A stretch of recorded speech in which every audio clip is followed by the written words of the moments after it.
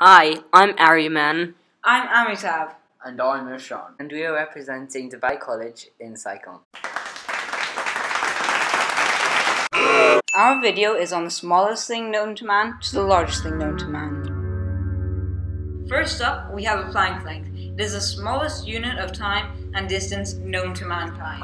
Next, we have neutrinos. Fun fact, neutrinos go faster than the speed of light.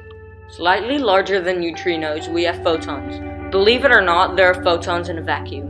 Moving on, we get to quarks. They come in 6 flavors: top, bottom, up, down, strange, and charm. They are elementary particles and a fundamental constituent of matter.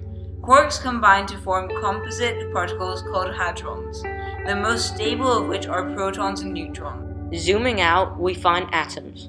These have protons and neutrons in the middle and electrons orbiting the center, creating shells.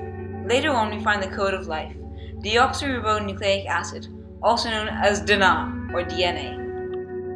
DNA is made of 4 nucleotides, also known as adenine, thymine, cytosine, and guanine. Cells are micro-sized and are the building blocks of organisms. There are unicellular organisms and multicellular organisms. This means that each organism only has one type of cell or different types of cells in it. Planets can vary in size and density, which would also affect their gravity, and from what we know, always orbit a star or something bigger than itself.